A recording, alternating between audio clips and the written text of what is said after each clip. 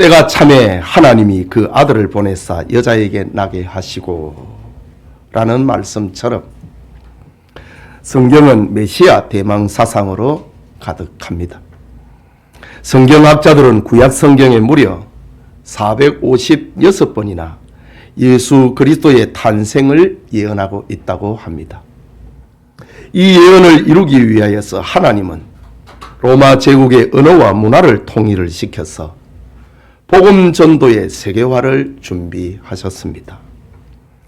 로마 제국의 주민 3사람 중에 2사람이 노예였던 당시 사회는 메시아 대망 사상이 극에 달하고 있었습니다.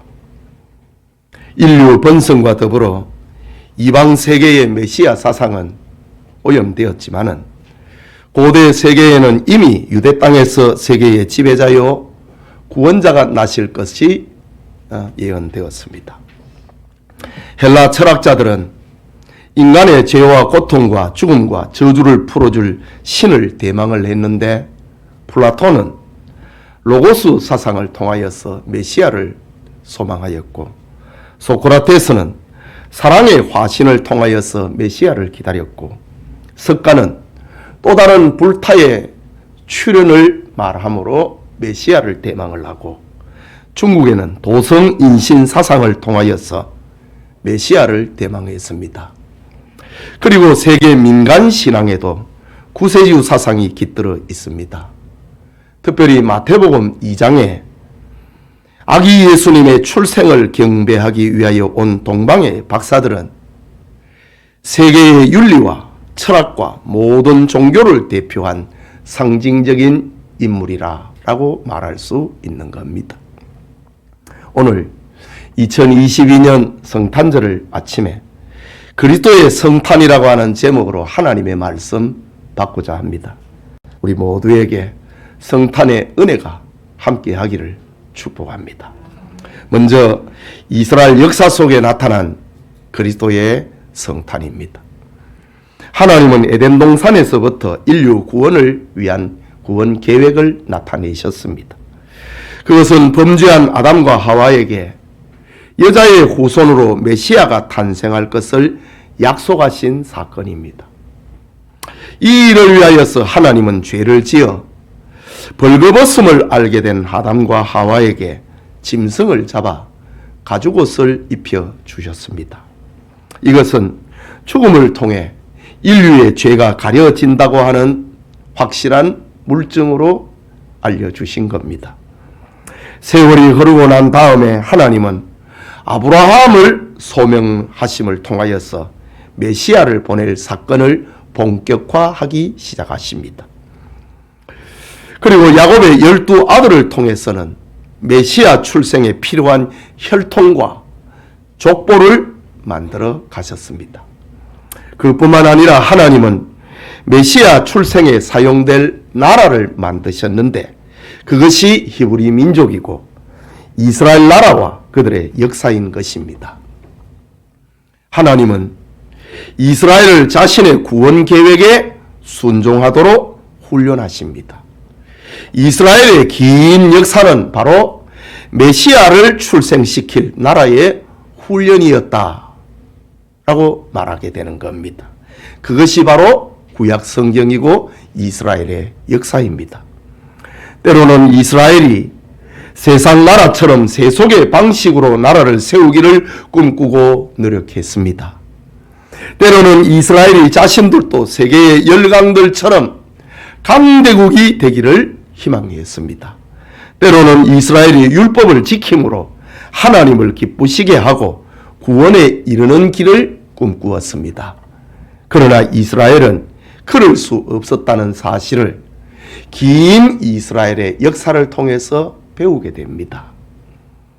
세속의 방식으로 나라를 세우는 것을 실패를 통하여서 우리의 방법으로는 안 되구나.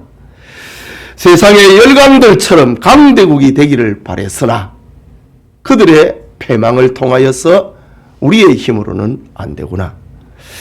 율법을 지킴으로 구원에 이르는 길을 꿈꾸었으나 그 방법으로 되지 않다고 하는 것을 이스라엘의 긴 역사를 통해서 배우게 됩니다. 때가 참에 라는 말은 바로 우리의 힘으로는 안 된다 라는 것을 깨닫게 되는 때를 말하는 겁니다.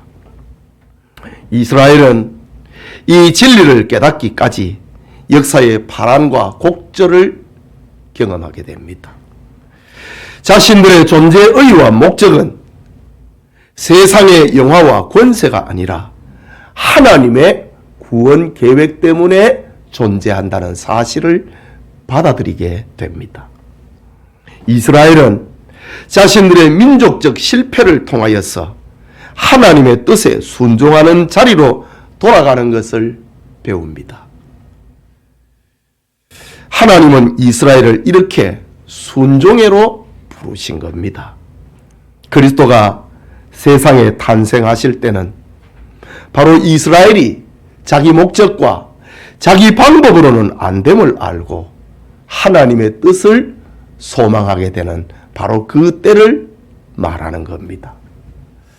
이렇게 표현은 아름답지만은 인간의 방법으로는 안 된다. 하나님의 뜻을 소망하게 된 그때는 이스라엘 역사상 가장 낮아지고 어두워진 때가 된 것을 말하는 겁니다.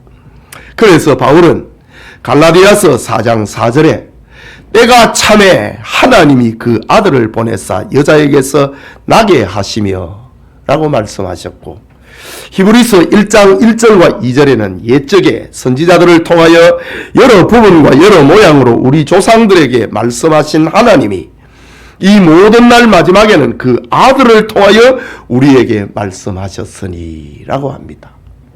여기 등장하고 있는 때가 참에 라는 말과 이 모든 날 마지막에는 이라는 말은 이스라엘 역사 속에서 하나님의 뜻과 하나님의 방법을 받아들일 준비와 훈련이 된 때를 가리키는 말입니다.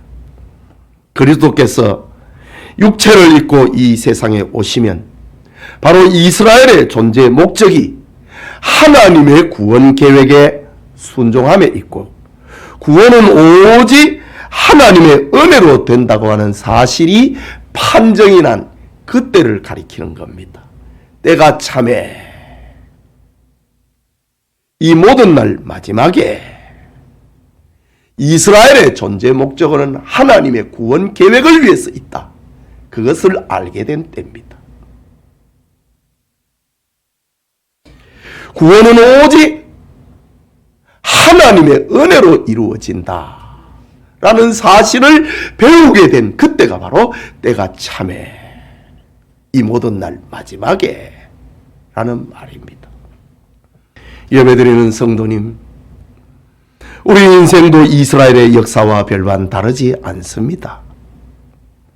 모세는 신명기 8장 2절과 3절에 출애굽한 이스라엘의 광야 행진의 의미를 설명을 합니다. 내 하나님 여호와께서 이 40년 동안에 네게 광야길을 걷게 하신 것을 기억하라. 이는 너를 낮추시며 너를 시험하사 네 마음이 어떠한지 그 명령을 지키는지 지키지 않는지 알려 하심이라.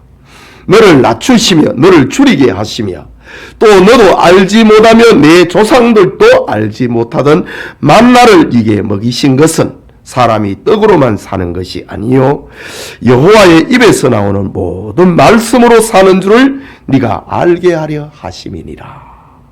광야 40년의 과정이 그리했다면은 출애굽한 이후에 이스라엘의 1500 역사가 바로 그렇다 이거지요. 이스라엘이라고 하는 나라의 존재 목적은 하나님의 구원 계획을 이루기 위하여서 존재하는 것이고, 인간의 구원은 행위로는 될 수가 없고 오직 하나님의 은혜로 된다고 하는 그것을 받아들이게 된 때를 가리키는 것입니다.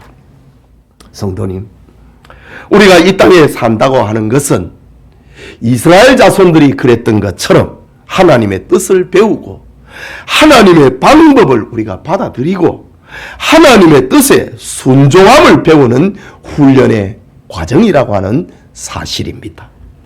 그리고 구원은 우리의 노력이 아니라 오직 하나님의 은혜와 믿음으로 된다는 사실을 깨닫는 것, 그 과정이 바로 우리가 살아가고 있는 삶인 겁니다.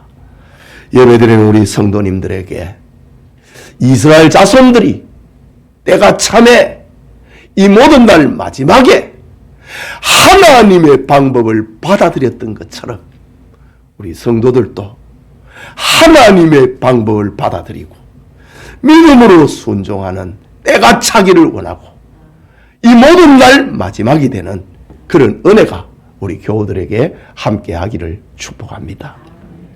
그게 둘째로 마리아와 요셉의 아들로 출생한 그리스도입니다. 이스라엘 역사의 교훈처럼 하나님의 뜻에 순종할 메시아의 부모가 된 사람은 요셉과 마리아입니다. 하나님은 자신의 구원 계획에 따라 메시아의 산모로 처녀 마리아를 선택했습니다. 하지만 그 믿음과 순종은 자기 목숨을 거는 모험이었고 시련이었습니다. 천사장 가브리엘이 나타나서 아기 예수님의 잉태 소식을 전했을 때에 마리아는 요셉이라고 하는 청년과 약혼한 사이였습니다. 처녀가 결혼하기 전에 임신했다고 하는 사실은 이스라엘 역사에서는 용납할 수 없는 사건이었습니다. 임신한 처녀가 견디기가 힘들지만은 약혼한 남자도 감당할 수 없는 수치로 여겼습니다. 임신한 사실을 알게 되면은 선한 남자라고 하면은 약혼을 파기하고 조용히 여인과 헤어지는 것입니다. 악한 남자라고 하면은 이 사실을 고발하여 재판을 받고 돌에 맞아 죽게 할 것입니다. 그뿐만 아니라 그 여인의 가족에게도 수치를 주어서 사회의 구성원으로 살지 못하게 하는 것이 그 시대의 상황이었습니다. 바로 이런 때에 하나님은 마리아를 순종의 자리로 불렀습니다. 율법에 의하면은 마리아의 임신 소식은 죽음의로의 초대입니다. 사회 질서를 파괴한 것이고 약혼자에 대한 배신했기 때문입니다. 이것은 지난날 아브라함이 당한 시험과도 방불합니다. 아브라함은 자기 목숨보다도 귀한 아들 이삭을, 독자 이삭을 번제물로 바치라고 하는 하나님의 말씀을 들었을 때에 그것을 믿음으로 받고 순종을 했습니다. 오늘 성경의 마리아는 외아들이 아니라 자기 몸입니다. 죽음으로 부르는 겁니다. 아브라함의 후손 마리아에게 이와 비슷한 일이 일어났습니다. 오늘 성경은 마리아가 이 하나님의 말씀을 들을 때에 믿음으로 받아 순종했다고 하는 사실을 기록하고 있습니다. 말하자면은 아브라함에게서 시작된 믿음의 길, 순종의 길이 역사의 중앙을 흘러서 마리아에게 그 꽃을 피우게 된다는 사실을 알려주고 있습니다.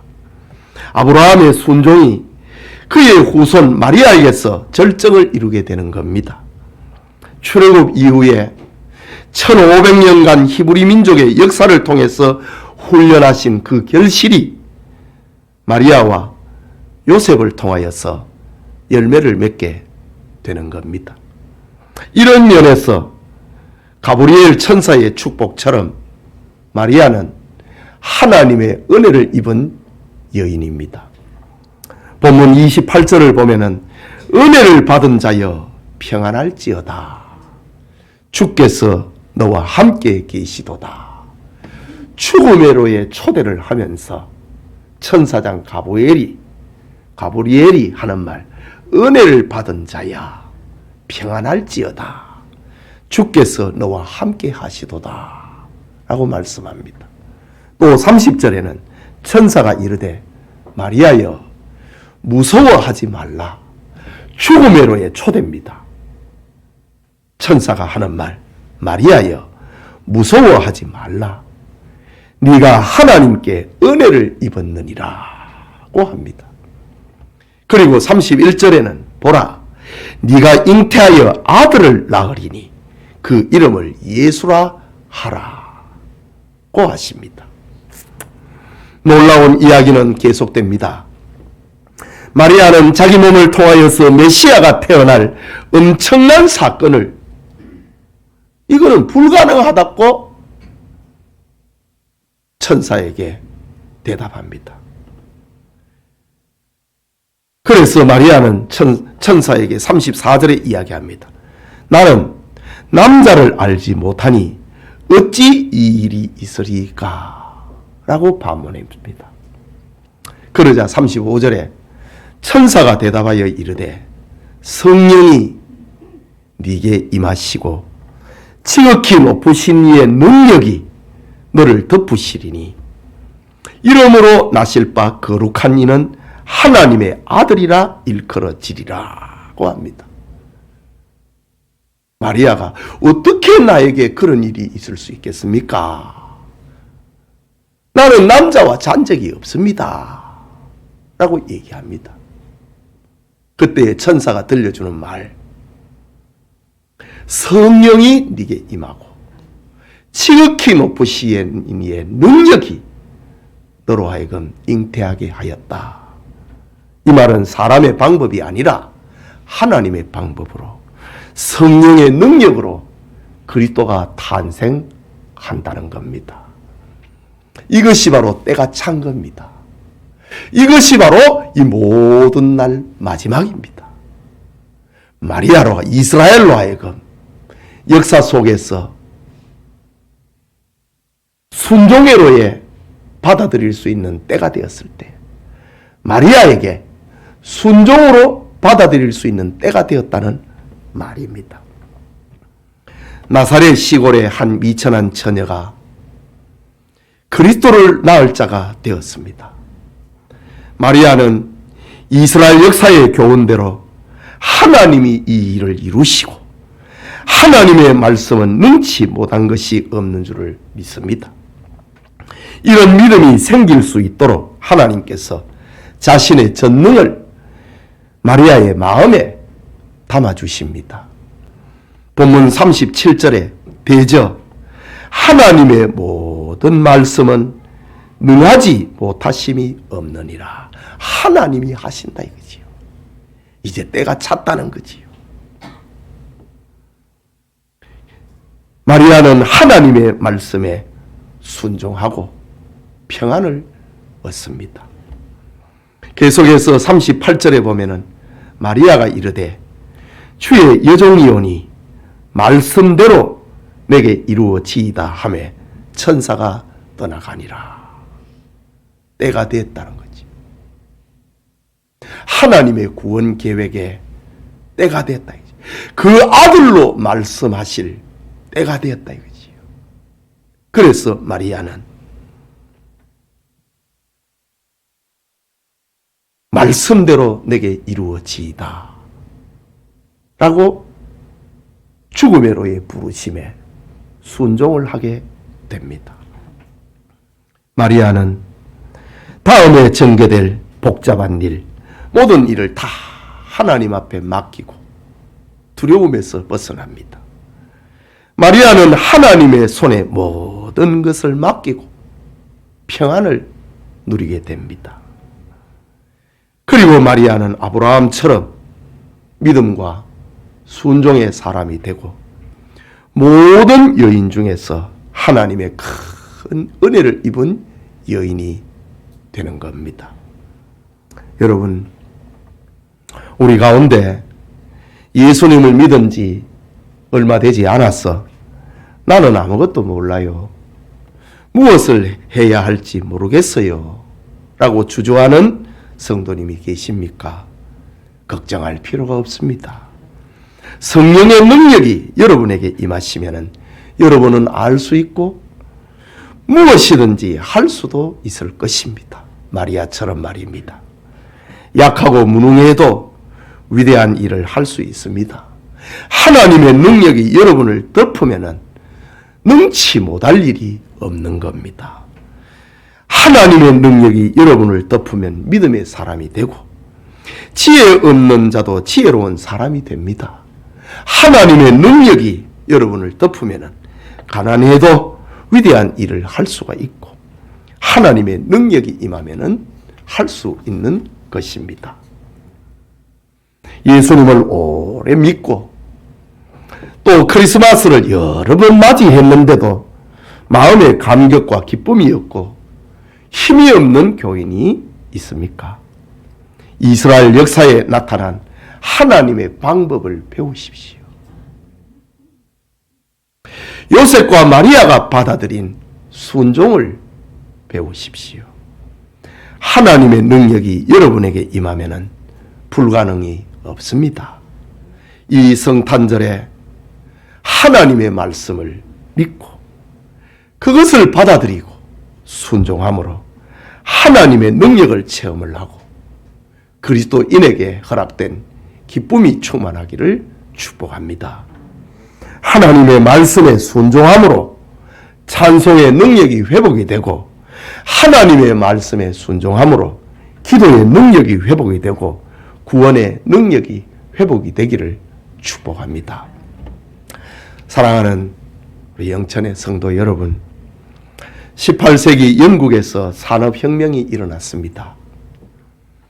농사짓던 농부들이 도시로 와서 공장의 근로자가 되었습니다. 도시의 영세 수공업자들은 경쟁력을 잃어버리고 대기업의 노동자로 취직을 하게 됩니다.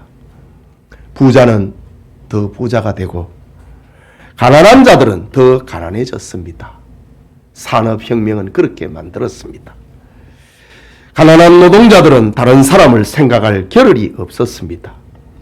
간신히 삶을 이어가는 것이 그들의 삶의 목적이 되었던 겁니다.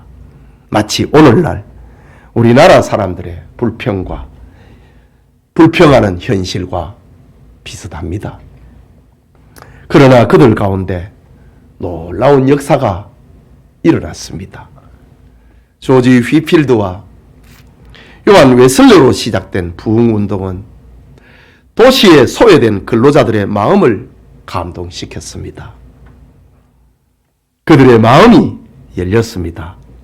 도시 빈민들은 지금까지 자신들이 세상에서 가장 가난하고 불쌍한 사람으로 생각을 했습니다. 그런데 휘필드와 웨슬레의 설교를 들으니 그들의 눈이 열리고 세상에는 자기들보다 가난하고 불쌍한 사람이 너무 많다는 사실을 깨닫게 됩니다. 그 중에 가장 불쌍한 사람은 예수님을 믿지 않는 사람들이란 사실을 알게 되었습니다. 도시의 빈민들은 마른 빵과 영양가 없는 스프를 먹고 불평을 할 때에 주님은 굶고 계시다는 사실을 깨달았습니다. 그들이 기름에 찌든 작업복을 입고 있을 때에 주님은 그 옷마저 벗겨진 채로 십자가에 달리셨음을 깨닫게 됩니다. 그들이 약해진 육신을 만지면서 슬퍼하고 있을 때에 주님의 몸에서는 피가 흘렀다는 사실을 깨닫게 되었습니다. 하나님의 뜻을 알게 된 도시의 빈민들은 외쳤습니다. 오 주여, 저는 너무 부자입니다. 저는 너무 많이 가졌습니다. 우리의 것을 받으시옵소서 라고 강단에서 설포되는 말씀에 그들은 이렇게 외치기 시작을 합니다. 그들은 즉석에서 1불씩을 모았습니다. 당시의 1불은 큰 금액입니다.